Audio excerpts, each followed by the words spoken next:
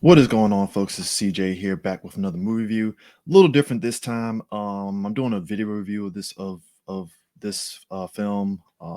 Me and Sue are definitely going to get our audio review of this taken care of, but I just figured I'd do a video review just to kind of give you an overview of my thoughts and stuff on Eternals.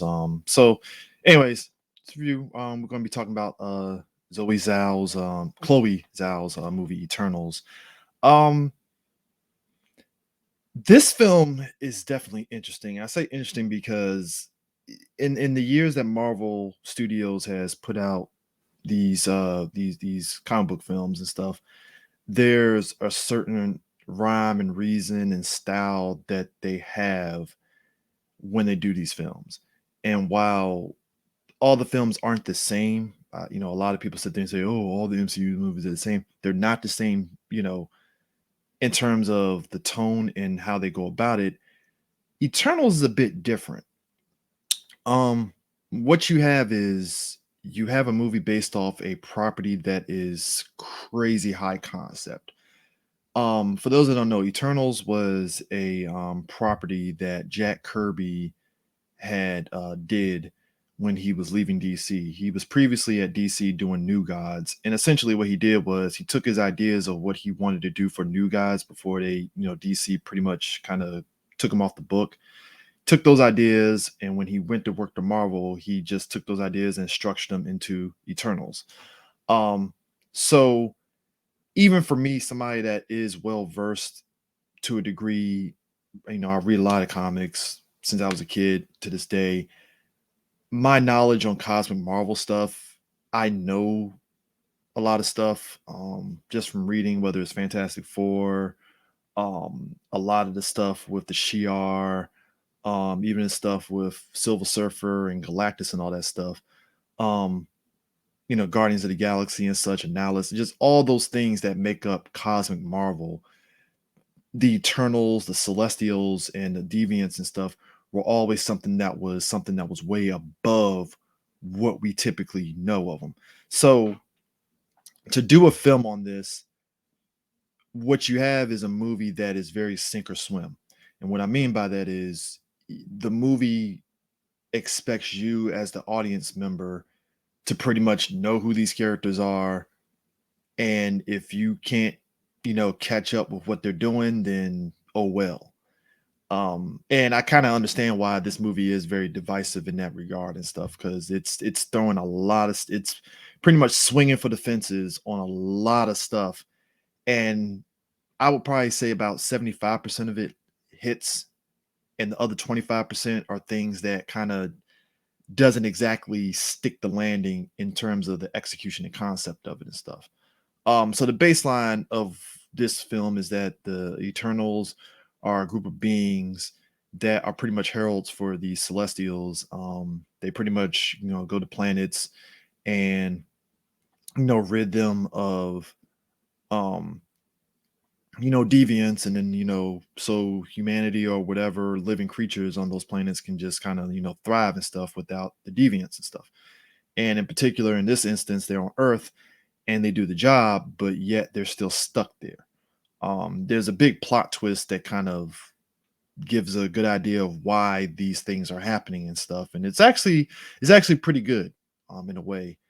And part of that is if you've seen a lot of stuff from the Infinity Saga and stuff with Thanos and everything that he was doing and stuff, you start clicking in your head, Rolodexing in your head, just a lot of stuff that you're like, okay, Thanos did this. And then with respect to the Eternals, their mission, and the plot twist with Celestials and the true mission of the Eternals and stuff, it's like, oh, oh wow. And knowing that, I think that's probably the best thing about this film, is at least on the story level, it has you asking more questions than answers. And that kind of goes into the whole basis of the film, in that it's more of a very lore driven film. You're not going to get your typical action beats that a lot of MCU movies are known for to a degree, and I think that's a good thing. And it's weird too, because we've you know been through this whole cycle with the MCU films where a lot of people just were like, "Oh man, I want the MCU to do something different and yada yada yada and stuff." And here you have a film that's actually doing something that is legit different. Um, and just a lot of people are pushing back on that.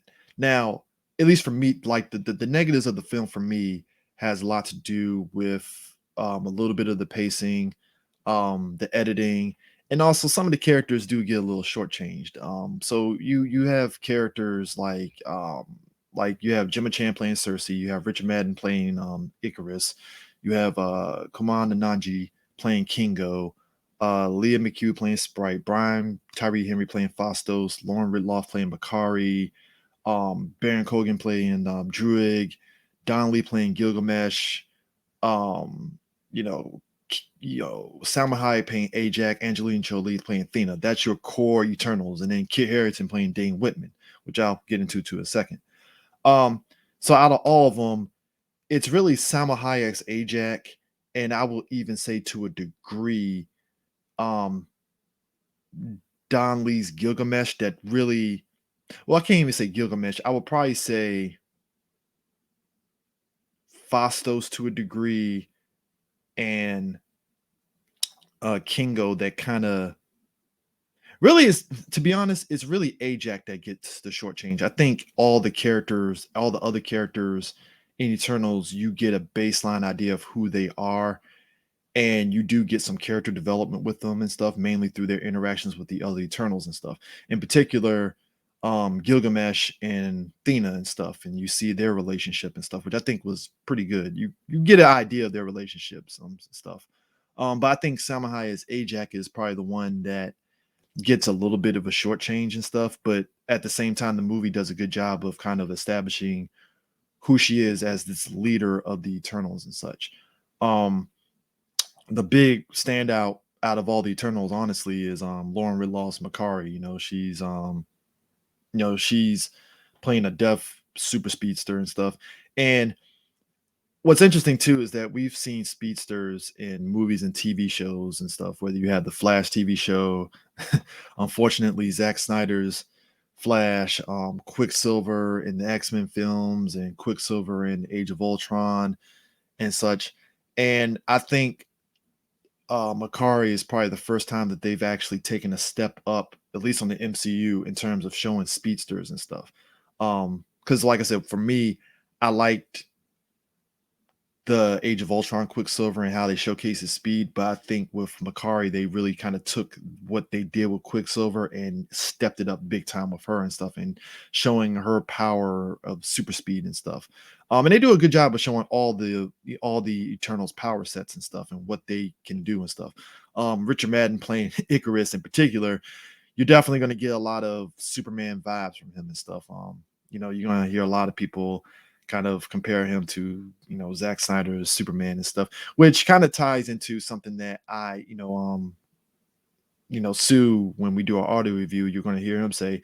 But I'm seeing a lot of people mention that this film is very much a Marvel movie done in a DC way kind of thing, and I would say it's kind of shortchanging what this movie really is and stuff. I get it mainly because of the fact that um these are godlike characters. And if you know DC characters, at least the main core of the Justice League, minus Batman, of course, they're all godlike in the way in terms of showing their strength, the feat of strength, and everything and stuff. So yeah, this movie definitely is doing a lot of heavy lifting on it and stuff. And obviously, like I said, the pacing, the editing and such, just it kind of hurts it a little bit and stuff.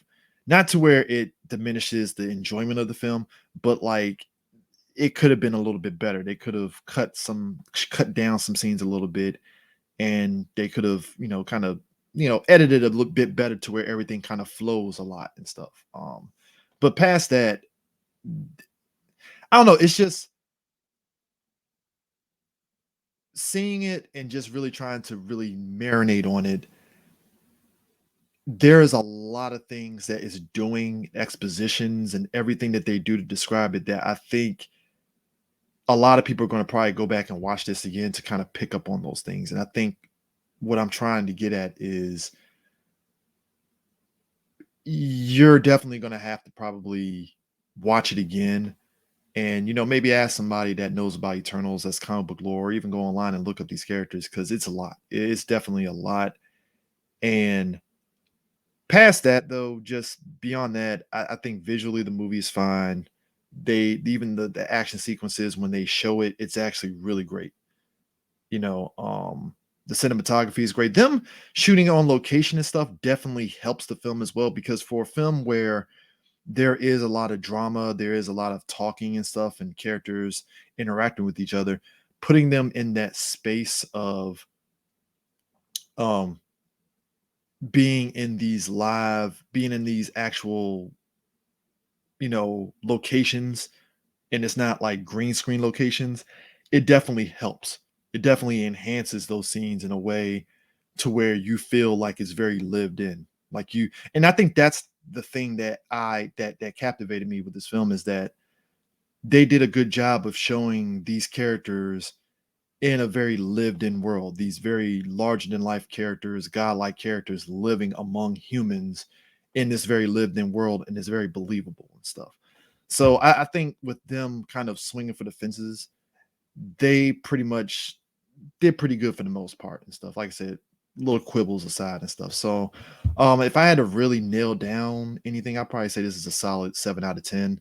You can make the case for an 8 out of 10, but at least for me, it's a solid 7 out of 10. I would definitely go see it.